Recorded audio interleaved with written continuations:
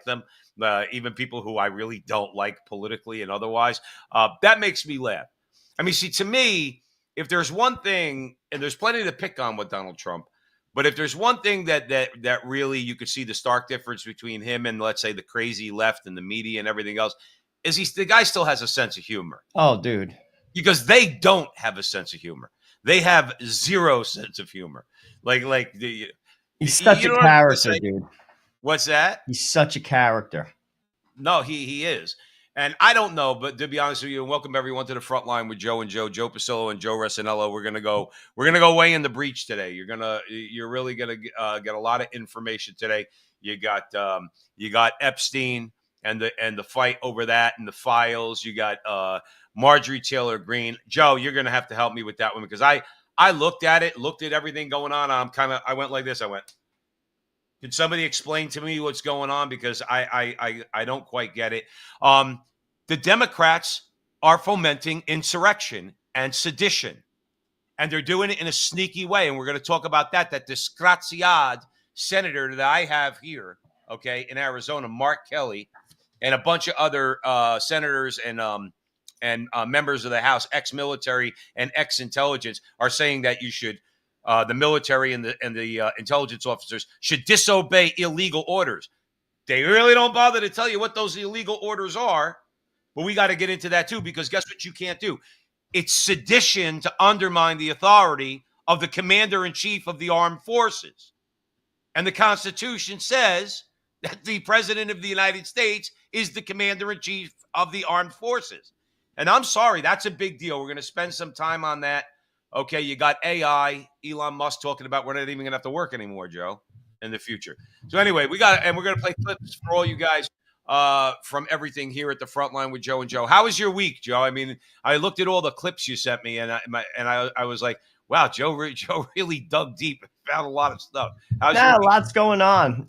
Obviously you look at X a little bit every day and kind of just see what's happening. I mean, the world's moving fast. People have to pay attention, to be truthful with you, because I think the stakes are very high. I also think, to be honest, a lot of the writing is on the wall. It comes down to what you have said many, many times. It's about political will. It's also about looking at things as they are. Joe, prices are very high.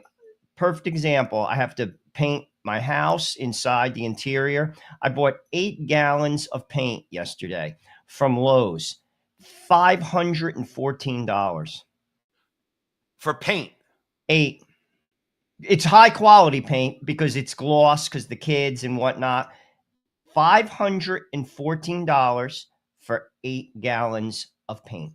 And even if it was 40% less, even if it was $300 for 8 gallons of paint, it's still a lot.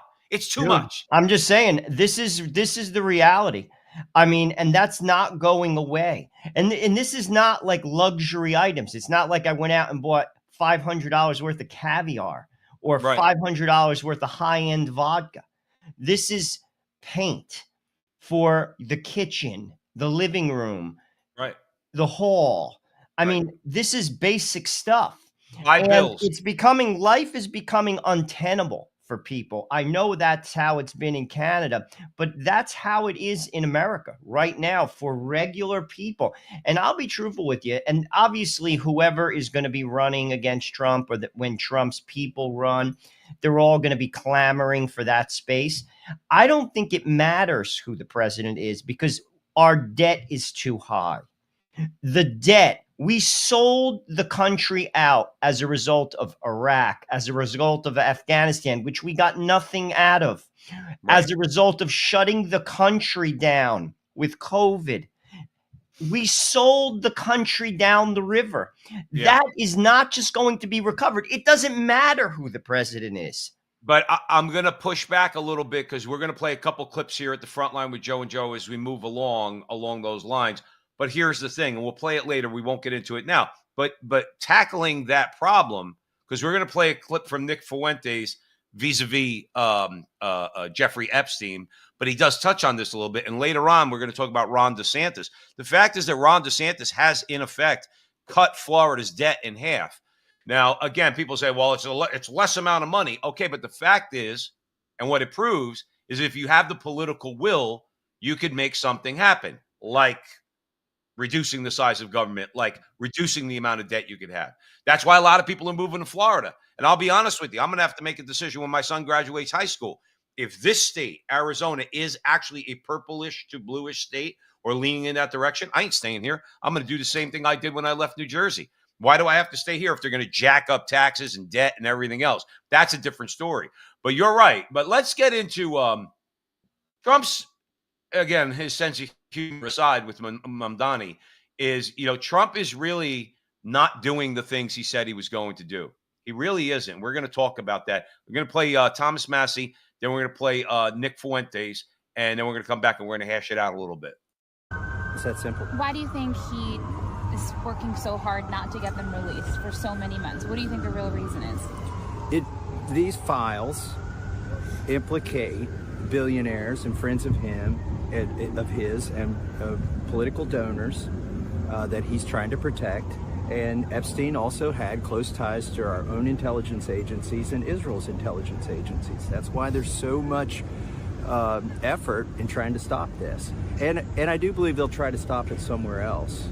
And that's going to backfire on them too. So the president. And Mike Johnson says we cannot release all the files pertaining to this situation because it might permanently damage the political system. Why? Because it might undermine its legitimacy and credibility. If we found out that the government was being controlled using blackmail and bribery, because it would undermine confidence in our government, in our democracy. If we learned that our civilian elected leaders were not answering to the will of the people, but were actually being controlled by foreign governments, intel agencies, that our tax money, that our government, our military, our regulations are actually under the control of shadowy forces that are engaged in sexual trafficking and blackmail, working for God only knows who. Why would we want to maintain a political order based on that? That's sort of the whole point. We want this to destroy the political system. Were we not clear about that? That's the whole point. That's the whole point, by the way, of the Trump movement. The political system is not working for the people. The political system is not answerable or accountable to the people because the Let's leave it there because I think that we got enough of a flavor as to what's going on. Let's start with Massie, okay? Or we could tie them together, however you want to go, Joe. But I'll start with Massie, okay? He first of all is being attacked, has been attacked by Trump. We're going to talk about MTG in a little bit. She's attacked by Trump. In other words, Trump is not responding to the people who put him in office. And I'm going to just be very quick, and then I'm going to throw it over to you. I voted for him because I thought he was responsive to people like us. And what he does and what he has done out of his own mouth is he's looking down at people like us now. He's doing what the Democrats do. He got our vote, and now he's kicking our asses to the side and saying, well, I'm going to do what I want to do. You're not there to do what you want to do. You got into office to do what we want you to do. That's why I'm going to say I'm going to say a million more times, MAGA and this America First movement, let's call it the America First movement, transcends Donald Trump, and it's going to develop after Trump is gone to something that's going to be better, I think, okay? But Trump needs to come down a little bit, and he needs to stop attacking people who actually do care about me. Yes, I don't care how this sounds to all the softies out there. Nick Fuentes gives a crap about my life. I believe that about him. Thomas Massie cares about my life. Rand Paul cares about my life. I'm getting the feeling that Donald Trump he's kind of playing into the criticism he gets from those who would attack him from the left. Donald Trump seems to care about himself because he dropped every single thing that he started, like Doge and other things. After having gotten office, he scrapped it all. Where does that leave you and me? That leaves you buying 8 gallons of paint for $500. Here's the deal. I think Massie nails it right on the head. It's because of donors. And here's another the deal. This was in Joe Biden's hands too. Trump was not on the list because Joe Biden had the list. And logic would have it, if Trump was on the list and did something wrong, Joe Biden would have destroyed him with it. He couldn't. So that people should just get that out of their head. It's the donors. Nick Fuentes diagnoses the problem completely. And this is, I've been saying this for a long time. The country does not account for the people's needs. Why? Because it accounts for the people who fund the machine. And here's the deal. Trump understands that. Trump's done a lot for America and the people. It more than any president in my lifetime. But here's the deal. It's not enough because the system isn't geared for it to be enough. It doesn't work for us because that is reality, people. Barack Obama, same deal. Like, here's another thing. If AOC was to become the president, the same deal. You have to be accountable. That's why people give you money. And that's what has to end. And what Nick Fuentes says perfectly, that's why people elected him. We should have saw that from the beginning when he started, to be honest with you, some of the people that he basically gave a nod to be in his cabinet. That was the first hint. If you looked even further, some of the people who gave him money, that's the next hint. Large sums of money, $100 million donations. You don't give $100 million because you like somebody. You expect something. That's just the way it is. This is how the country is structured. That's how our government is structured. And we expected the people who voted for him, because this is the way he kind of sold it, I'm going to break the back of that system. Well, Donald Trump realizes that he could only go so far. And he stopped short of that, pushing it to that degree.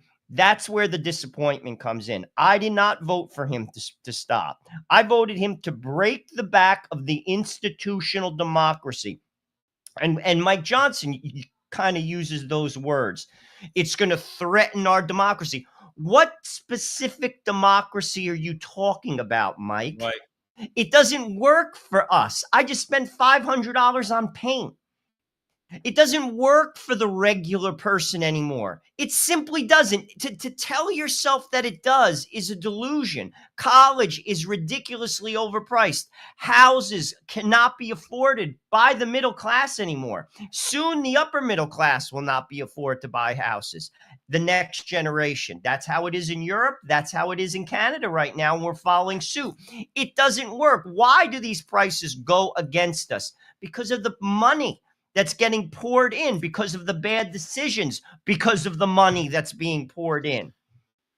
This is how the system works. It's off the rails. It has to be railed in. And frankly, Joe, unless we break the back of that system, the result of it is you're going to get a people who are radicalized, and they're going to vote somebody in, whether it's to the right, which you will get Mussolini, or it will be to the left, you will get Stalin, and they will rule like tyrants. That's the end game here, if people don't cut it short. Well, but this is where Nick Fuentes is right. Is like, you mentioned Trump bringing in a cabinet, okay? So Trump brings in a cabinet of people that he's told to bring in. Let's be real. Bessent, Lutnick, okay? These guys are, well, President Trump, you really need to bring these guys in. What they do is they look at the system. They say, okay, we know there's a few issues, but we're going to work within the system to try to correct the system. Wrong answer. That's not what I voted for. Wrong answer. I voted for you to wreck the system. That's right. Now, you hit it right on the head. Does that mean that we're in favor of national suicide? No. But there are means by which and things you could do slowly but surely, maybe not even so slowly, to start taking out the pillars of this corrupt system one by one. So you alleviate the pressure that's going to be brought in the economy overall. Okay. I don't know what you would call it a soft landing or whatever. But the fact is, there's going to be pain. There's going to be some tightening of the belt and everything else. But if you embark on this journey of tearing down this corrupt system, you will get from point A to point B, which is where you want to be. But the system, like Nick Fuentes says, has to change. Getting back to Thomas Massie, that means donors got to go. We have to have public funding of elections. Joe, that's You fundamental. can't get bought if there's nothing to buy. Joe, that is step one fundamental. And I actually think that would take a revolution, because there's not a Democrat or a Republican that would support that, because that's how they get everything done, as far as that's how they get elected. They're not interested in the voice of the people. They aren't. Notice, and we're going to talk about Marjorie Taylor Greene. It's the same thing with Matt Gaetz. It's the same thing with Marjorie Taylor Greene. They were true to the position. Notice there was no room for either of them. Right. There's no room for them. And why is Massey who he is? Because he's in a district that he can't lose. He has the luxury of basically saying, I could say and do whatever I want. I'm still going to get voted in. You see, most people don't have that luxury. So they have to toe the line, because then they won't get any campaign support, financial support to run. And just like anything on the internet, if you don't have a platform, you don't have a show. It's the same thing with that. That goes for Bernie Sanders. That goes for Barack Obama. That goes for AOC. That goes for Ted Cruz. That goes for Mitch McConnell. It doesn't matter, Democrat or Republican. That's how the system's structured. And by the way, just to throw it out there to you, people would say, well, you just want to stop like these globalists from giving money. I'm saying no money in elections. That means you and I are pro-life. We give of the money that we make, a portion of that to the pro-life movement. Maybe not Pro-Life Inc., but Sisters of Life and others, okay? We contribute to them for them to promote their mission. Guess what? That means when the politician comes to me, I'm pro-life, give me money. Can't do it, pal. Don't worry about it. We're still going to fight the abortion fight. We're still going to do all those things. I don't have to give you my money so that you get elected. Because if I act in my interest, say, well, I want to give you money, but I don't have a right to prevent somebody else from giving you money. And that's where the problems come in.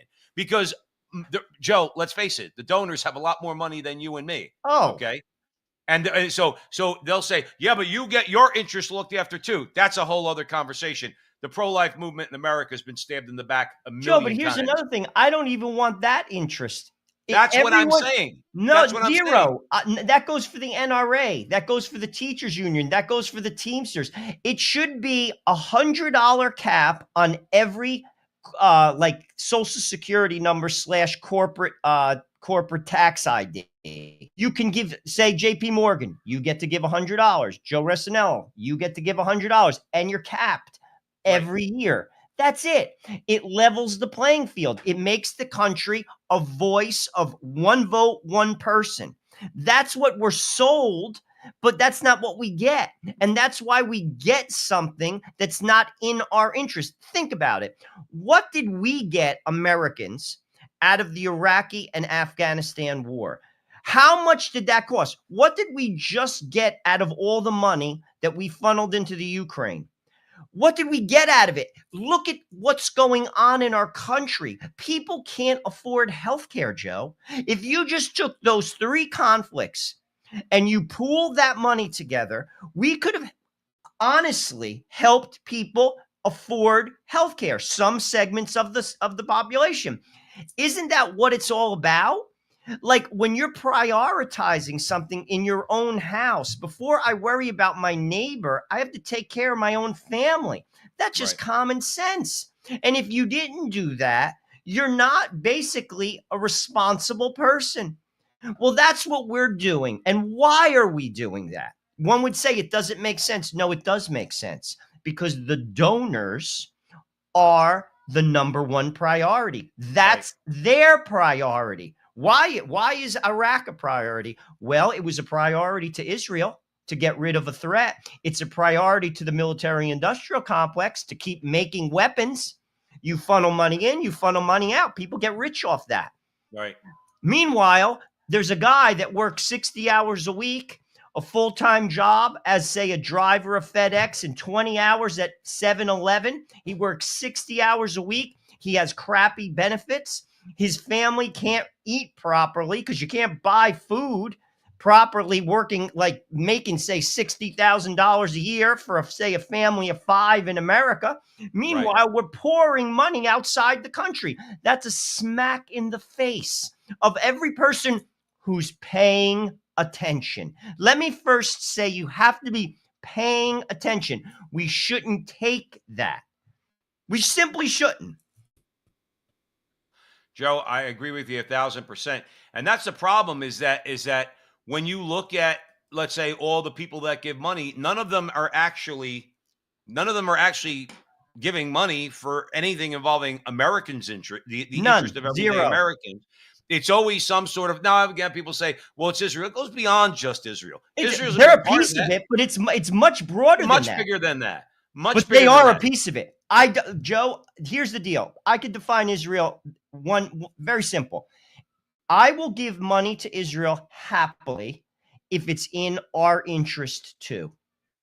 Because we have to have the interest as well as them. If it's in America's interest as well as their interest, I'll give you aid. Right. But if it's not, I can't.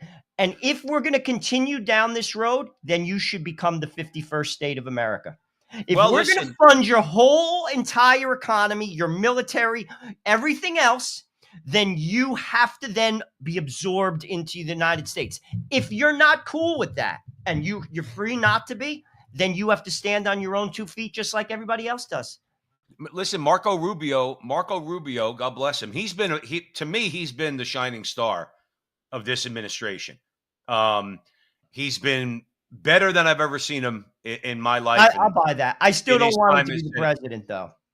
I'm not saying I do, but he made that point to the Senate and to the leftists, idiots that they are, in a hearing, a Senate hearing, and he said, what I liked about it was that he was being very, very matter of fact. He was just like, he goes, foreign aid is not a gift.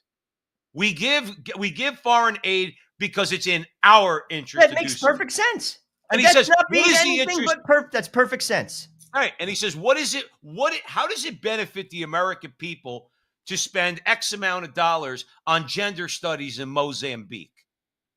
I mean, But now it even that's a goes question that further should than cut that, across because politics. we give money. Why did we give all that money to the Ukraine? That was for to be honest with you, that was to basically move the line for NATO. Yeah. And that we have a story about that some of the people in Europe are basically funding organizations that are working against America. They don't share our values anymore, Europe. Right. They simply don't. Right. You can't speak freely in some countries in Europe. That's not a shared value. We should get out of NATO. Have a good day, guys, because again, if you don't share our values, you don't get our tax dollars. And it has, like I said, Israel's a piece of it. But it's much broader than that. I'm not giving money to the Ukraine. I'm not giving money to the NRA. When people in this country can't have health care, they can't afford basics. Right. Basics. The interior of our country is rotted out. Drive into the interior of America. When I drive to Ohio in the summer, I'll stop at like a Cracker Barrel in Western Pennsylvania. Dude, you go into one of those type of places and you actually see how some of the people even just look. You're like, wow, these people are poor. Yeah. And that's sad. And now we're going to give money to the Ukraine. We're going to give money to Israel. We're going to give money to basically special interests that don't serve that person in Western Pennsylvania or in Ohio. Have to explain, no, sorry.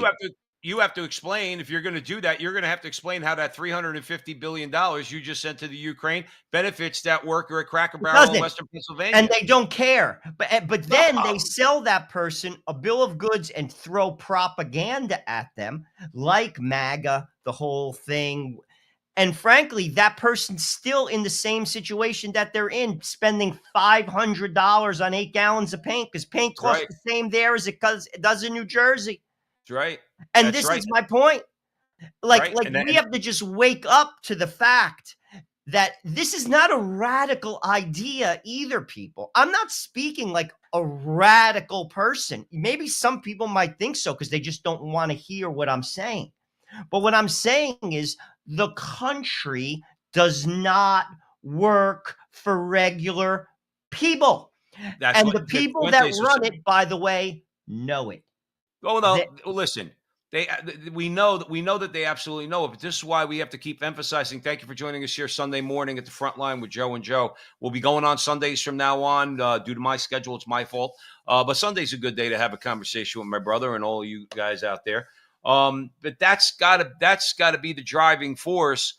Again, people might think that I'm picking on Trump. I'm not picking on him, but I feel deflated because coming in with a lot of goodwill and the people behind him and Elon Musk, and he's going to get in there with big balls and all those guys, and they're going to find out what they found it. They started to find that where a lot of this money was going. That's why Rubio was able to point these things out in the Senate hearing, because it was found as a result of Doge. And then Trump gives it up. He stops pressing. That was just we get red the meat. big, disastrous, ugly son of a gun bill, okay? That is, like you've said a million times, Barack Obama could have put his signature on that bill, all right? Or Bill Clinton or Joe Biden or George Bush. Mitt Romney would have. Donald Trump didn't do anything great with the big, beautiful bill. Extending tax cuts. I didn't want an extension of the tax cut. I wanted an abolition of the personal income tax for everybody, every individual making below $100,000 a year. I thought that's what we were going to get. I thought we were going to get paying down the debt. We're going to talk about DeSantis, how he's able to do it in Florida. Which the thing is, and then Trump gets mad at people like Massey, okay, and like MTG. The situation between President Trump and MTG is very, very dangerous.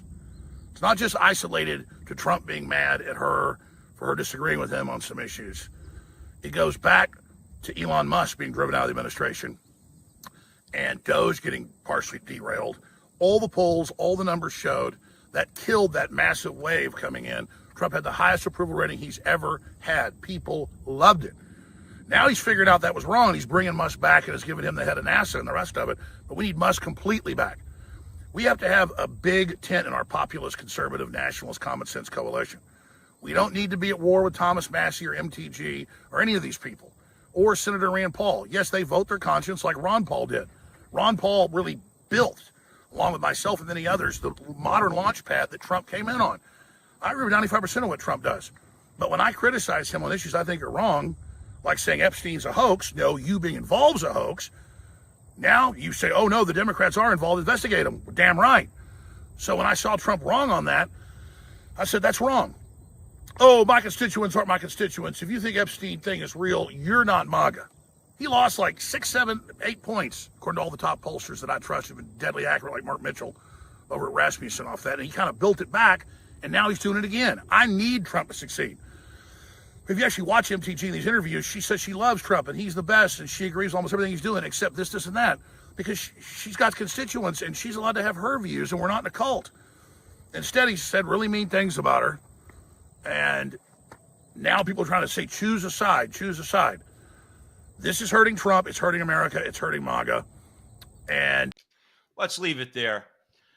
Alex Jones is absolutely right. Hits it right on the Because head. what you have, when you have something that's good, whatever it might be, and there's a lot of people involved in keeping that thing good and noble. I think the idea, like Nick Fuentes said, of wrecking this political system, of tearing it down and building a new one, I think that it is a good and noble cause, because it'll benefit him and us and the girl in the Cracker Barrel in Western Pennsylvania. It benefits us. It's a good and noble thing. But if you're involved in that, there will be leaders. There always has to be spokespeople and leaders that lead the movement. But once you think you're more important than the movement itself, that's where the problem comes in. And this is my criticism of Trump. And I'm with Alex Jones on that. There's many things that Donald Trump has done that I agree with. But the fact is, he can't start attacking people in a vicious way because they say, Mr. President, I disagree with you. And he has attacked her in a very, very vicious way. It's uncalled for, and I don't want him to do that. Even if I don't agree with MTG on that particular issue, whatever it might be, I don't want him attacking somebody in the movement in the way that he does. That shows me he thinks the movement is about him rather than the I think he just understands how the sausage is made. And those people are speaking in a position where they're not feeling the pressure he's feeling. Because again, it goes back to what Fuente said, the system doesn't work. Just like Mike Johnson said, we're going to threaten the system. The system should be threatened. The system needs to be wrecked and built up from how it was meant to be from the founders, a country of the people, by the people, for the people. You see, he feels the pressure and he's pushing back against people who are basically putting a wrench in the machine, because he's trying to basically mitigate some of the noise and problems that he has to deal with to keep the ball rolling. Because he understands now, I believe, how things really, really work. This is his second time around. That's not what's articulated, though. The pushback doesn't show what he's feeling. The machine itself. That's why Congress's ratings are always below 30, Joe, no matter who the president is. Congress is not accountable. It's supposed to be the House of the people. It's not. That's what has to change, people. Even if you're listening to this and you say agree with the far left, I'm going to tell you this right now. You're not going to get your way either. You're going to be deeply disappointed. Case in point, Bernie Sanders got pushed to the curb when Hillary Clinton basically was in the game. They were just like, no, Bernie, we're not letting you do that. It doesn't work that way. I'm going to give you another case in point. Mamdani in New York. They're not going to let him do what he says he wanted to do. There is no, now he's going to do some things, just like Trump has done some things. He'll throw some red meat to his people, but they're not going to let, they already said, the governor said, you're not having the buses be free. The governor already said that. This is my point. The power brokers that really run the country, even if you're a far leftist and you want crazy communism full on, they're not letting you do that. And if you're on the far right, the fringe, you live in Idaho and you live on a compound, you're a crazy person, they're not letting you do that either. Mm-hmm. It's not the way it works. And that is what has to change. Now, I'm not saying we want either extremes, but what I am saying is the way the country is structured is the way that Trump campaigned. And that's why, like regarding what Alex Jones just said, he lost 6-7 points, because that's what people expected of him. I'm going to break the back of the swamp. Well, Trump, you're showing signs that you're a part of it. And anyone who has eyes to see and is thinking clearly and soberly can see it. And that's why Marjorie Taylor Greene just resigned, because she's basically like, what am I doing here? I can't be who I want to be in this seat, and I'm not going to do it. I'm not going to play the game. She's going to be more powerful, I think. 100%. She'll probably become a talking head, or she'll get some type of job. And hopefully she's not a lobbyist. That's all I hope. Well, that's the thing. She's not a stupid woman. Hey, look, it's like, what was the best thing that ever happened to Tucker Carlson? He got fired from Fox. 100%. He has much, much, much more of an influence. 100%. And a free platform, excuse me, and what I mean by free is that he's free to say what he wants. And he's pissing off a lot of people on the right, and he doesn't care. He's hated by the left. He really doesn't care. He has become a much more significant force for good in America after getting fired from Fox.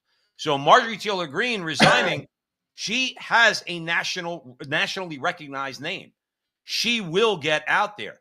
Donald Trump attacked her and she's resigning. She's going to become Trump's worst nightmare. She could very well become. And he needs that. So you said he's showing signs that he's part of the swamp. He's morphing into the creature from the Black Lagoon. Okay? It's like I can't distinguish him anymore between the left and those within the system that you were describing, and Nick Fuentes was describing the system that Mike Johnson is talking about. Trump is indistinguishable now. It started with Doge and backing off from that. It moved forward from there to the big, ugly, disastrous bill, okay? Bombing Iran because Netanyahu wants you to. These are not things we voted for. And then when we open our mouth, he calls us stupid. He says we're not part of MAGA. Mr. Trump, you're not part of MAGA. Now, here's where I want to go. If he doesn't do anything about this, see, Trump's good with words and tweets and things like that. If he doesn't take action, if he doesn't direct Pam Bondi to take action against these people we're about to show you, then has no spine whatsoever. He has no balls whatsoever. Senator Alyssa Slotkin. Senator Mark Kelly. Representative Chris Deluzio. Congresswoman Maggie Goodlander. Representative Chrissy Houlihan. Congressman Jason Crow. I was a captain in the United States Navy. Former CIA officer. Former Navy. Former paratrooper and Army Ranger. Former intelligence officer. Former Air Force. We want to speak directly to members of the military and the intelligence community who take risks each day to keep Americans safe. We know you are under enormous stress and pressure right now. Americans trust their military. But that trust is at risk. This administration is pitting our uniformed military and intelligence community professionals against American citizens. Like us. You all swore an oath to protect and defend this Constitution. And right now, the threats to our Constitution aren't just coming from abroad, but from right here at home. Our laws are clear. You can refuse illegal orders. You can refuse illegal orders. You must refuse illegal orders. No one has to carry out orders that violate the law or our Constitution. We know this is hard and that it's a difficult time to be a public servant. But whether you're serving in the CIA, the Army, or Navy, the Air Force, your vigilance is critical. And know that we have your back. Because now, more than ever, the American people need you. We need you to stand up for our laws, our Constitution, and who we are as Americans. Don't give up. Don't give up. Don't give up. Don't give up the ship. Every single one of those people needs to be in an orange jumpsuit. You are undermining the authority of the Commander-in-Chief of the United States. You didn't say at one point in that video, not one, Joe, did they say what those illegal orders were. Well, I'll tell you what they are. It's the threat is to them. It's like the same rhetoric that went on when Trump was campaigning. He's a threat to democracy. No, he isn't. He's a threat to you. That's what that's about. And to your point, that's where we are ridiculous. They should be arrested. Every one of them. Arrest them and then get a lawyer like everybody else and explain what you meant by what you just said. Exactly right. You need to explain instead of doing that clip. And by the way, Joe, did anybody bother to catch the fact that Slotkin said former CIA officer? Right. You and Kelly and the rest of you, you're all part of the deep state. Every one of you. What is that supposed to? Does it really mean anything to me as an American citizen when somebody says they're ex-CIA? I say, oh, you're a spook? You're part of the deep state? You're part of everything that organization has done since the end of the Second World War to undermine my freedom, to take away my rights, to sell out our country to foreign and globalist interests.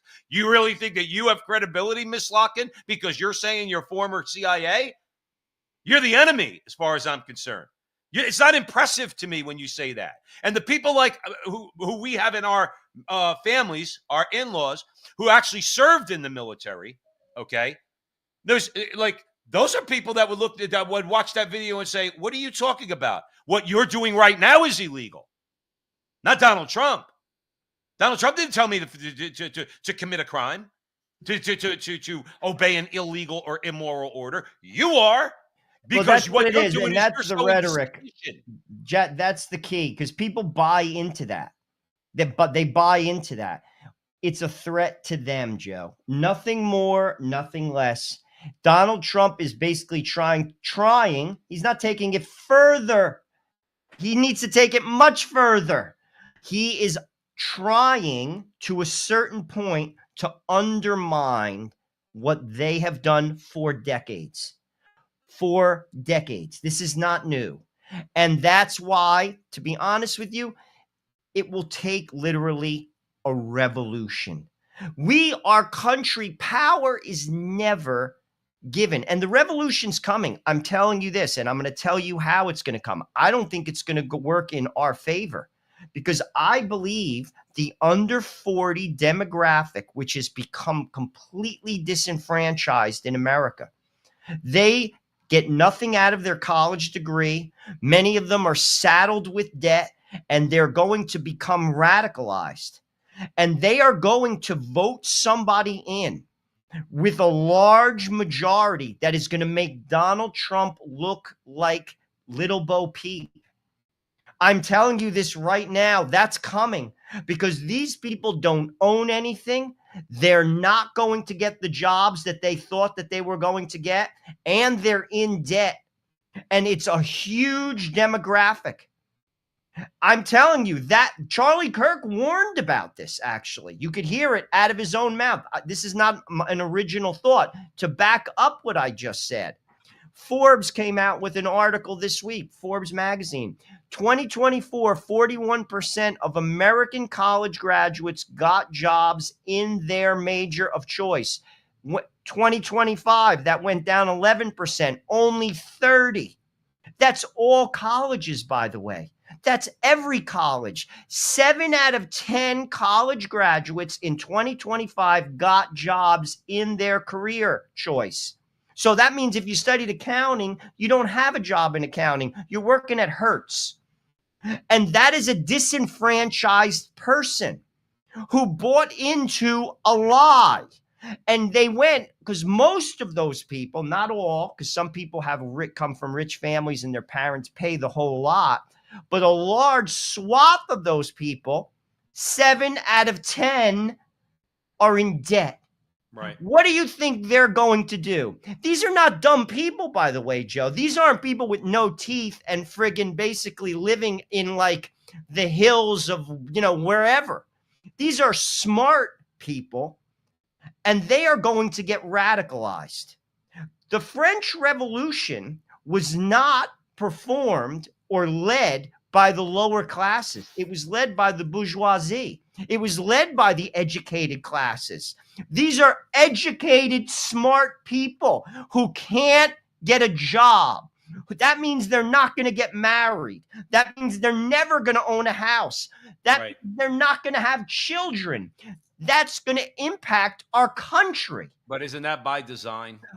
To be honest with you, to a degree, I think to a degree, some of the very nefarious people who are trying to undermine the country, and they exist, but to a larger degree, the Republicans are part of that too, particularly the Chamber of Commerce Republican. Their response to that kid, because I've heard it at work. Oh, you got to pick yourself up off your bootstraps, son. You can make it happen. I made it happen. Get off that couch. No, dude. Sorry. The job doesn't exist anymore. AI just eliminated that job. It's gone. That kid, it's not about lazy. It's about the job doesn't exist. It's about the cost of the house is so high, and add on, you owe 300 more K from your loan. That means he's done. You're done. Listen, I like to tell that guy, listen, dude, there ain't no boot and there ain't no strap. That's right. But they think in their head, they actually will still say that because you know what it is, Joe? I'm going to tell you exactly what it is. That Chamber of Commerce guy does not want to give an inch. He does not want to give an inch when it comes to basic corporatism, which dominates America, which has people under their thumb. Won't give them benefits, doesn't give them a pension, all to boost the Dow. They won't give an inch. Right. And meanwhile, you're okay. Just to be honest with you, I'm okay. Like me, personally, I'm 55. I own my house. How about my kids, though? Do you care about that? Are you thinking about that? How about the country? 2 decades. Oh, I'll be dead. Well, then you're just selfish. Then I don't know what else to say. You're not thinking clearly. But we can't be afraid. We can't be afraid to tell those people, well, then you're selfish. If you're not thinking about your children and your grandchildren and your great-grandchildren, you're a selfish person. I am trying to raise my son. I'm trying to leave him something that he could build on, okay? So then that's going to pass down through generations, okay? I don't live my life, and I'm a selfish guy. I'm not going to sit here and say I'm holier than anybody because I'm not, okay? But here's my point, though. But I know the difference between being completely selfish and putting the needs of my wife and my son first and posterity, like you're describing, Joe. Okay, so the goal is and is always, all right, this decision that I'm making on something financial, let's say, who's it benefiting, me or is it benefiting my wife and son? If it's not benefiting my wife and son first and foremost, then I'm probably making the wrong decision. But as to your point, there's a lot. Well, my kids are going to learn how to fend for themselves. There's nothing to fend. But that's what I'm saying. We said this on our show the other day. And any system, I don't care what government system, economic system, financial system.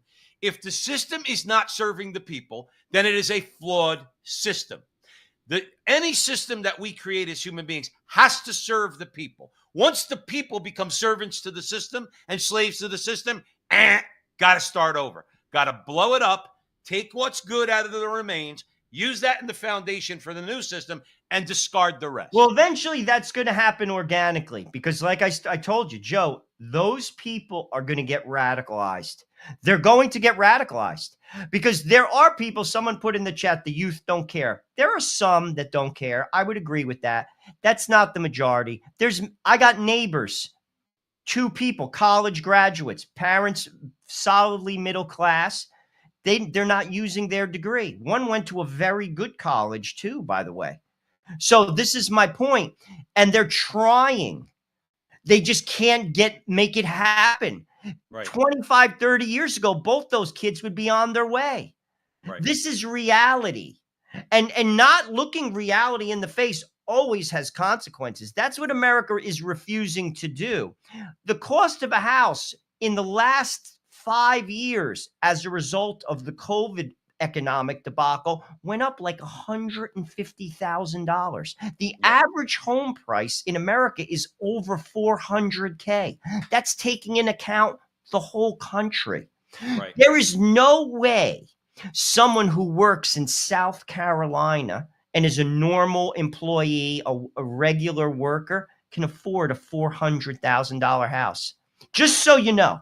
Right. Not happening. And that's it. And that's if they even, have as their diet ramen noodles. But that's what I'm saying. So basically, this is the state of America, and not thinking in this broader way is, frankly, if you ask me, not going to benefit you either. Because when the radicalized population comes, it is going to impact you. And to be honest with you, historically speaking, I'll give you an example of Brazil. Brazil has basically rich and poor people. There was a time when a very, very radical left president came. If you had any more than $100,000 in your bank account, it was seized. They took it. Right. That's what could happen. Or they could say your inheritance tax, they pass a law, 60% of it goes to the country. This is what could happen. This is what I'm saying. And these Chamber of Commerce Republicans, they can't get it through their head. You're either going to give some now or it's all going to get taken. Well, that's the thing. The Elizabeth Warrens of the world, and forget about her. She's an old crusty leftist, and so is Bernie Sanders, and they're on their way out. When you look at the AOCs of the world, when you look at the Mamdanis of the world, when you look at the Ayanna Presleys of the world, when you look at the Jasmine Crockett's, now I'm not even going to say they're intelligent, because I don't believe they're intelligent at all. Oh, there I go being racist again. I can hear somebody saying that because they're all women of color, or I don't know what Mamdani is, but anyway. My point is, and Elizabeth Warren's an Indian, right? And Elizabeth Warren, she is an Indian. She's an Indian, so we have to watch what we say about her. But my larger point is that these people will go Roman on you. Okay, and what do I mean by that? Okay, so when let's say, for argument's sake, so Augustus is not yet in power and he's teaming up with Antony, and what's the first thing they got to do? They need money, right? They got to fight against Brutus and Cassius. They need some money. So what do? They draw up what's called a proscription list, okay? And the proscription list has on it a number of a rather large list of wealthy and influential people, mostly wealthy, in Rome. And you know what they did? They killed them, and they took their money, okay? Now, money's not like it is now where you got in the bank. You probably got a stash underneath your thing where you got your gold buried, okay? Or you own that piece of land or that piece of land, and they just went in there and they took it. You really think that when you talk about radicalizing America and these young kids, you think that they don't have God? They don't have any moral boundaries. Oh, I'm sorry, Joe. That sounds. It's true. They'll kill you in a second, Well, Mr. Chamber of Commerce. I mean, that's an extreme case, but they could do it just by law. They could kill you financially by the law. They did it in Canada, and they didn't do it to rich people. They did it to truckers. So this is what I'm saying, and that's what you're going to get. Charlie Kirk warns you. It's not just me. He warned you. This is what this population exists in America. The system is not working for them. They bought, and here's the thing. See, the advantage I have, my kids are younger and I have my eyes open. So we're not going to go down that road. We're going to look at alternatives. You have to be smart about certain jobs because certain jobs aren't even going to be there in 10 years. They're not even going to be there, period. They're gone. So this is what I'm saying. You have to think like what's going to be here? Maybe a special education teacher. That's going to be here because all our kids are going to be screwed up. Right. Nurses, that's going to be here. You got to start thinking like that. Occupational therapists, physical therapists. Listen to this. Listen to this. Sure. Well, if you say like in the long term, where will things end up? Long term, I don't know what long term is. Maybe it's 10, 20 years, something like that. For me, that's long term. My prediction is that work will be optional. Optional. Optional. So. We'll take that. Yeah. I mean, it'll be like playing sports or a video game or something like that. If you want to work, in the same way, like you can go to the store and just buy some vegetables, or you could grow vegetables in your backyard. It's much harder to grow vegetables in your backyard, but some people still do it because they like growing vegetables. That will be what work is like, optional. Now, between now and then, there's actually a lot of work to get to that point. And I always recommend people read Ian Banks' culture books to get a sense for what a probable positive AI future is like. And interestingly, in those books, money is doesn't exist. It's kind of interesting. And my guess is, if you go out long enough, assuming there's a continued improvement in AI and robotics, which seems likely, the money will stop being relevant at some point in the future. Now, there will still be constraints on power, like electricity and mass. The fundamental physics elements will still be constraints, but I think at some point currency becomes irrelevant. I quite frankly, I watched that when you sent it, okay? And that's a recent video, by the way. That's not old. No, I know. He's got Jensen Huang from NVIDIA sitting right next to him, the largest company in the world, just past a $4.5 trillion market capitalization, which is ridiculous. That's a different story. I don't know where he's going. I'm listening to what he's saying, and I have you know me, Joe, I have an opinion on everything, all right? I have a hard time formulating an opinion, but here's the reason why I think. He's not giving us enough information there. He's painting this picture of the future where we don't have to work.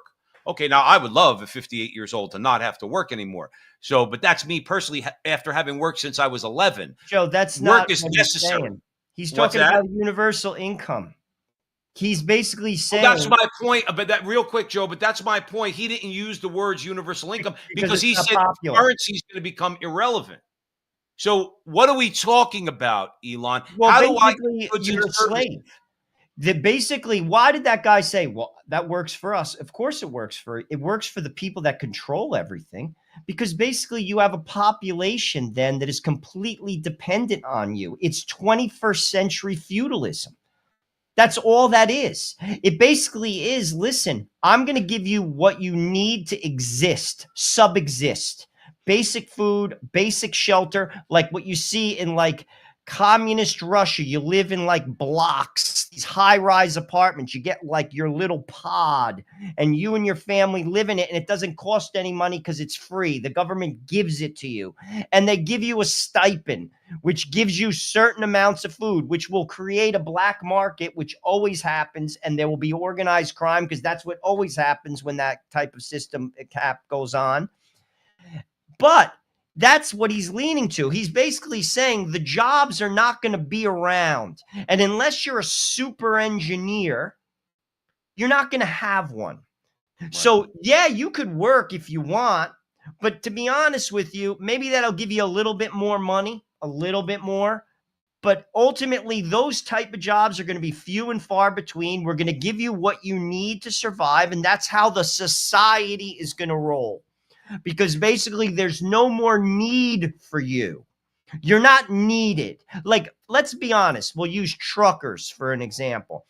Teamsters are needed. Why? They have to ship the goods. Somebody makes something and they subcontract that task out to a man to get in a truck and drive oranges to Missouri. They go from Florida to Missouri. They don't get there magically. A man does that. Well, if you take out 17% of the population, which is high school graduate men that drive for a living, what is that man supposed to do? But then there's other segments of the society, the economic cycle, the part of the populace that work, that those jobs completely disappear. What's he supposed to do now? Why do they even give you something in the first place? Because they don't want to ferment revolution. So you have to give them a crumb so they don't come for your throat. So you put them in a pod. You give them a little food stipend, and you're a slave. And by the way, if you step out of line in your pod, you do something that I don't like because I own you, because I give you your pod and I give you your food stipend, I'm going to take it away from you. Right. That's how I control you. You're not free. You're a slave. And any person who clapped in that audience who isn't an oligarch is either not paying attention or, frankly, I don't want to insult them. I'll tell you this. To embrace such a life is slavery. You listen, you are, I don't care how judgmental this sounds. If you want that for your life, then you are a slave, and you are the emptiest of human beings. That means you really do then believe that there's no meaning and purpose to your life. As we always say, go read Aldous Huxley, go read Brave New World. You will get your soma. They'll provide you that the same way that the Soviets made sure that in your box of goods that you got it the other week, there was plenty of vodka in there. You won't realize you're a slave because we're going to stupefy you. So in Brave New World, it was the soma. In America, it's going to be, we're going to give you all the sex and drugs you want. Don't worry about it. There is no pain in life. And whatever pain there is, we can alleviate that with the drugs and the booze and the sex. Just do that. Don't worry. If you get pregnant, don't worry. Just go down to the thing and we'll take care of the thing. That's what we're going to do. Don't worry. But you are a slave. And if you buy into that, and Joe, I've met people in my life who actually think that those things are really good ideas, you are the emptiest of people. And by the way, I'm going to make an announcement here at the front line with Joe and Joe. I think Tucker has been secretly watching Joe and Joe. A little fewer than 1 million lawyers in the United States, and a lot of them are just SOL. You can displace farm workers. What are they going to do about it? You can displace factory workers. They'll just kill themselves with drugs and fast food, which they have done. And you'll feel sort of guilty, but then ignore it. If you do that to lawyers and nonprofit sector employees who I lived around in D.C., you will get a revolution. And I mean that. I'm dead serious. Where did Paul Pot come from? There's never been a revolution that wasn't fomented by frustrated members of the sort of insurgent class. Yeah, exactly. It's totally true. Sub-aristocrat, but the striving class, the most repulsive people there are, I think it's fair to say, but also the most intent on getting what they want. And if you put them out of business, I mean, I'm not joking at all. I think we're seeing this. Could get unstable. We're seeing this already, and one could argue that the Mamdani election surge may be the result of young people coming out of colleges that were in that exact same situation. Exactly. Striving elite. And they don't have an on-ramp. And they were told that if they take on $400,000 of debt, they'll end up making a good living and progressing in life, buying a home, and all of that turned out to not be true. Notice this, though. Notice he look at body language. These are elites. These are like Menlo Park oligarchs, super engineers that he's talking to right there. He folds his arms. You know why? Because they're coming after you, dude. You see, that's the revolution he's talking about. They're not coming after me. They're coming after you because you robbed them of a life. Mm-hmm. You see, this is what the Chamber of Commerce Republicans don't get. You're not, many of those people who vote along that path, part of the club. Your life's gone too. It's gone. Even if you're a lawyer. Last night, I was talking to a friend of mine from high school. He's a lawyer. He's a little older than me. He's about to retire. He was telling me how basically AI is basically going to put a lot of lawyers out of work with regard to how the briefs are written. Like all the research that's done for a case is going to be done for you. So that's why I said Tucker's been watching Joe and Joe, because we said a million times, if you think you're a lawyer or a doctor and AI is not going to put you out of work, well, then you're smoking crack, because you're going to be obsolete also. The sick part is there's people in their 50s who may, like me, they own their house, you know, they're quote unquote established lawyers, people who have MBAs, who are not in that elite class, striving elite class. That's me. That's me. And that's my peer group that I went to high school with. That's your peer group that you went to high school with. That class is done. He's telling you that. He did. Not me, not Crazy Joe. This is people. And by the way, that panel are billionaires. These are not dumb people. These are not conspiracy people. And they're the people that are building the AI. So when you get those people, that's what I'm talking about, a radicalized demographic. It's not a couple of people. It could turn out to be 68% of the vote. 68%. That could throw that grenade into the system. That they may not cut the throat of those people on the stage like when the guillotine came out in the French Revolution, but they can enact laws that will gut the population that has anything. So if you have your house, they basically say, guess what? You're not allowed to pass it on to your kid. And if you do, there's a 45% tax on top of that. You're being generous. You're being generous. If you sell it, there's a 60% tax. They can pass a law because now they have the majority. And I am not I'm not exaggerating. Why would anybody think that you're everything? No, but people think like, oh, you're crazy. You're just talking. When you get a person, a lot of people who are shortchanged, do you think they're going to have any mercy on anyone else who has anything? Because in their mind, they think that those people robbed them of their dream. Meanwhile, they've been living in a basement for 12, 13 years, working at DoorDash with a degree in economics from Seton Hall University. Joe, you think he's going to have any mercy on you? That's I want to pick up on that. Okay. Because remember something, if they have the type of power to do the things that you're describing, I think it's a reasonable assumption that what they're also going to have is they're going to have power over the media and the culture. Of course, where am I going with this? All they have to do with all the disenfranchised people that you were talking about, and Tucker Carlson was talking about, the other gentleman was talking about, all those people is do what Stalin did. Stalin pointed to the enemies of the revolution, and using 20th century technology, now you have the internet, if you have that kind of power, like we said, you'll control the media. All they got to say is, you see these people, you see how ill they are, how mentally ill they are, that they don't agree with the revolution. They need our help. Okay. And then they sent them to Siberia. In other words, to help them.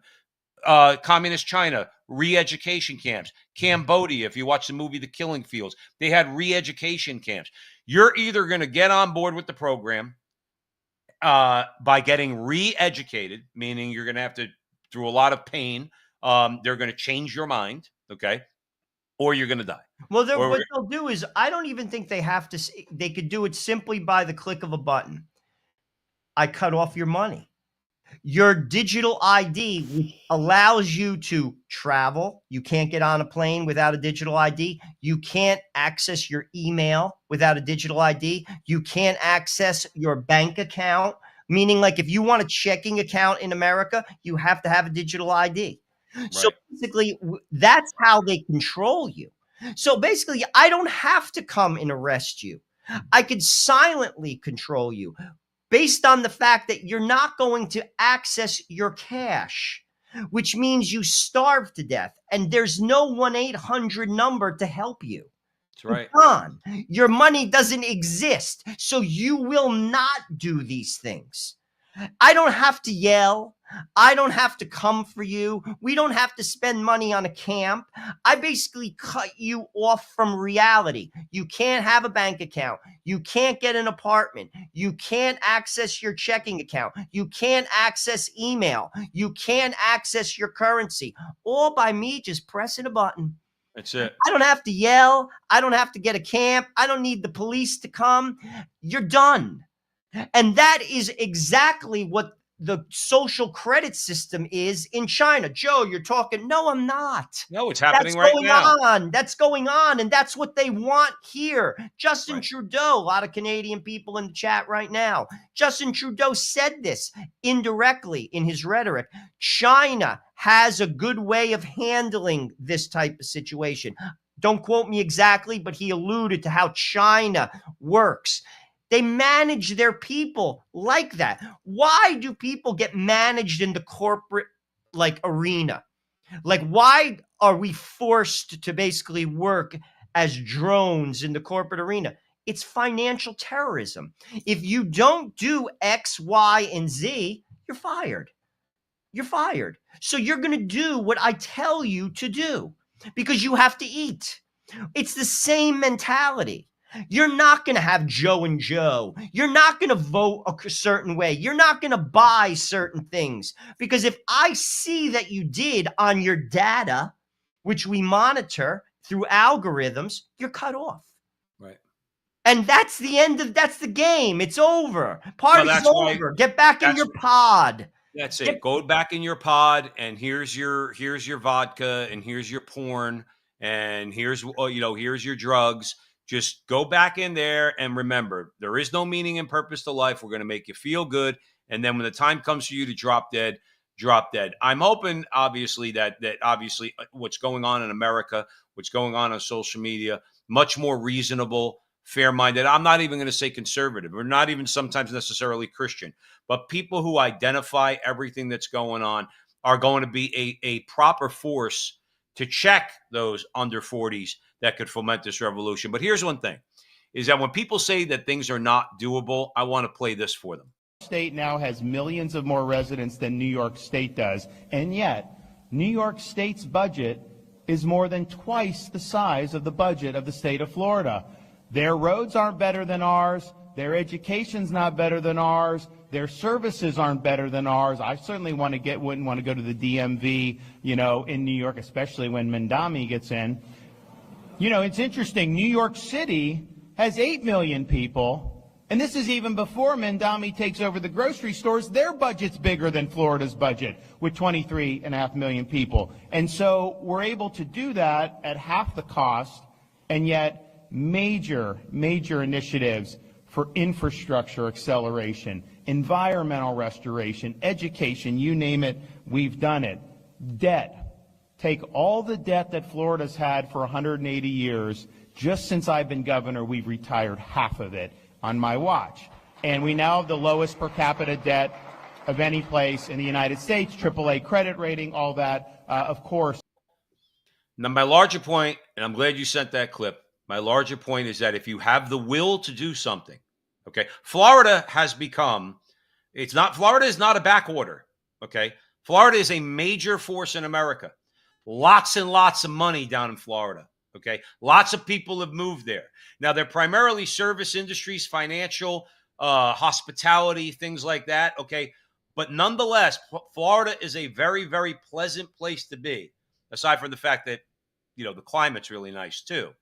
But with a guy like DeSantis, I was most impressed out of everything that he said was 180 years worth of Florida's debt he cut in half since the time he's been governor. When people say that you can't do it, I say, no, you just don't want to screw your buddies who have this system in place, this system of usury and debt that we have. They don't want you. Joe, let me ask you, I'm going to shut up after I throw this over to you. You go out and borrow $1,000 on the street from Shylock, okay? And you got to pay him $30 a week. Got to pay him $30 a week until you pay him back the $1,000. Do you think he ever wants you to pay him back the $1,000? He wants you to pay $30 a week for the next 50 years. He wants you to never pay him back the $1,000, but you will keep paying him $30 a week. That's how the banks operate. That's how now on a national level and on a global level, the whole international debt system operates. The last thing they want is a guy like DeSantis, or dare I say, a president with a Congress and a Senate, a House and a Senate, that actually come in and do what Ron DeSantis has done on the debt front, but do it nationally.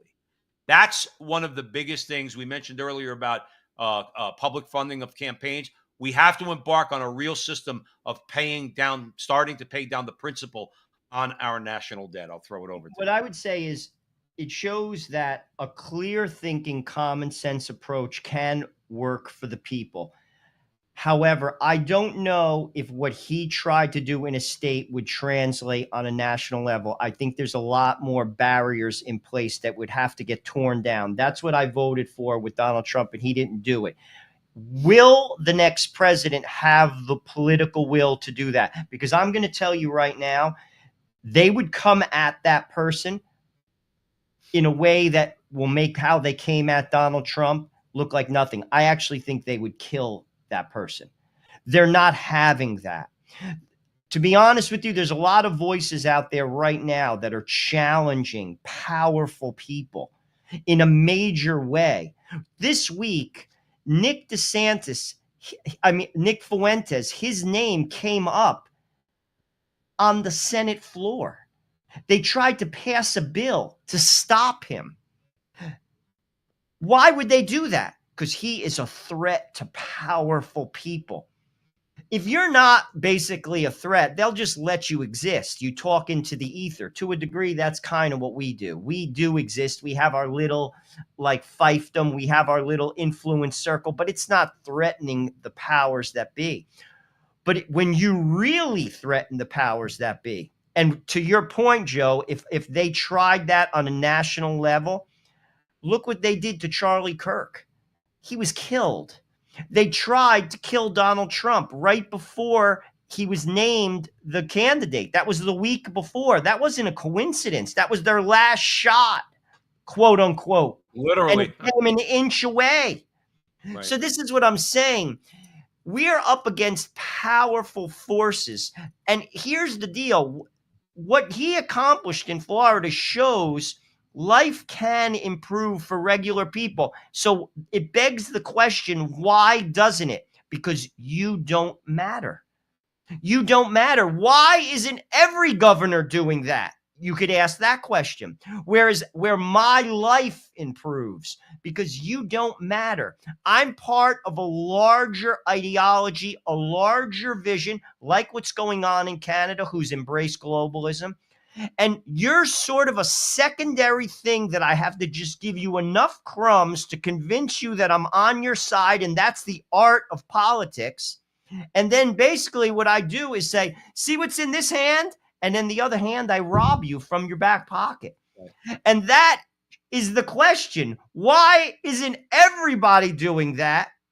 And here's another question. Why aren't other people seeing it and asking these questions? We just accept it, Joe.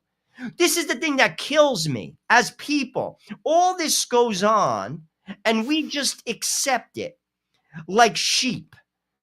And the only people that are hurt are our kids. Right. And we somehow convince ourselves that it's going to get better, or this one is going to fix it, or that one is going to fix it. It's going to be better now or then, or this idea. Meanwhile, the system itself isn't geared for you. It's gotten out of control. It has grown too big. You could actually benchmark the growth of the federal government in the last 100 years, starting with the Great Depression. It's grown exponentially large from that's just in 100 years. Right. Out of control. And to rear that back, which Donald Trump campaigned upon, would take, Joe, it would take a revolution. It literally would. But here's the deal, which we just talked about, and I'm kind of it's coming. Because people are going to get radicalized and they're going to vote in the revolution. But here's the thing. Aren't we, to a degree, you and I and many people, let's call ourselves on the right, aren't we radicalized? I'm radicalized. Oh, I am. Joe, I don't believe in our country anymore because I don't want what it is. See, the non-radical, the leftist radical wants to wreck the system for their reasons. I want to wreck the system along with you and Nick Fuentes and Thomas Massie for our reasons. There is going to be a clash at some point. I'm not going to let the leftist radical. I don't want this system to stay in place, but I'm not going to let the leftist radicals come in and implement their system. And they're going to fight against us when we want to implement ours. Like you said, and you're talking about, let's say, for argument's sake, international debt. okay? The debt that's owed from one nation to another. The amount of debt that the United States has, the amount of debt, Japan's been in the news over the last couple of weeks. Japan is in not good shape at all as far as their debt is concerned. My point is that these people are not going to go down without a fight. You want to know why? Joe, you imagine the Shylock I mentioned earlier. Okay, if he lends out $1,000 to 100 guys on the street and getting the $30 a week from those guys, he's making $3,000 a week, and he still owed $100,000. Okay, now you take that and you multiply that by trillions and trillions and trillions of dollars. This is compound interest that all debt is nowadays, all compound interest. That means that when you get to a certain point, when we get to 50 trillion in debt, it becomes unpayable. But nobody's going to let that go down without a fight, because they're not making a few dollars on. They're not Big John in Newark, standing on a corner making a few, or hanging out in a club making a few dollars off a shy business. Okay, we're talking about people who own most of the world's wealth, and they do it through debt primarily. There's other ways they do it. Primarily, they used to want to enslave people, okay, through debt. Now they enslave governments. Well, what debt. I They've think been is doing gonna that, happen, Joe. They've been doing that for centuries. The oligarchs are going to look to save their own hide, and what they're going to do is they're going to pit those who have in this country against those who don't. And they're going to make those who have, this is not them, this is basically the upper middle class to the upper class. And they're going to basically allow them to get gutted. In the meantime, the very top layer will not be touched. That's way down the road. They are going to gut the people in this country who have. They're going to have them on their back throw the bone to the person who has nothing. And they're going to use the media to do that. And that's what AOC is. She's a talking head for that. That's what Bernie Sanders is. That's what Elizabeth Warren is. They're funded to do just what I'm saying. But meanwhile, the people who fund them, they're untouchable. They're untouchable. And they're the ones who are basically the puppet master to this whole entire network and this game. They control the media. They control the politicians. Meanwhile, they go on living well. Their kids live well. They live behind gates. That's how South America operates. South America operates. You're seeing right now a potential revolution in Mexico. Why? Because they're saying that the president of Mexico is basically in bed with the cartels. Of course she is. They get her votes. She needs their support. Mexico's a failed state. It's a corrupt nation. She's in bed with them, and people now know it. So the very people that are basically robbing you and extorting you, the government to a degree lets them do it because they control you for them. That's what they're going to do here. It's just not going to look the same way. To a degree, they already do that through the press, through the oligarchs. It's just going to have to get ramped up because you have to throw that 32-year-old kid who's in debt, who can't get a job, a bone. What's the bone? The bone is I'm going to tax the living daylights out of you because you actually paid for your house. Because the system actually worked for you. So I'm going to take from you to give to him so I am safe. That is what's going to happen in America. Well, let's hope it does it. We're going to wrap it up there here at the front line with Joe and Joe. Joe Pasillo, Joe Resinello, another great, and Joe and I, we think these are important conversations to have. We have to raise our voices. I don't care if we have 10 people watching us or 10,000. The fact is we're going to keep doing this because we're part of the whole resistance. And it is a resistance. It's resisting the right and the left and the oligarchs and the globalists and everybody else who's seeking to enslave you. We don't want people to be enslaved.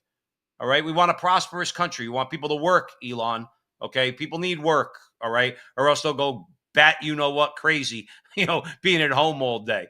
But anyway, we want to thank you all. We're going to leave you with a quick clip. Remember that we post all of our videos on X, Facebook, and YouTube. We got some shorts up there. Wherever you're seeing Joe and I, help us out. Like, subscribe, share, do all that fun stuff. We'll be going live on Sundays, sometime Sunday, or sometime during the day on Sundays generally. we'll try to give you a heads up. But thank you once again.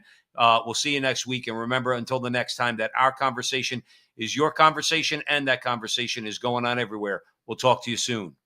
What's happened is the welfare state has gradually grown out of control, and it's broken personal responsibility, and it's broken the will for people to do their own thing.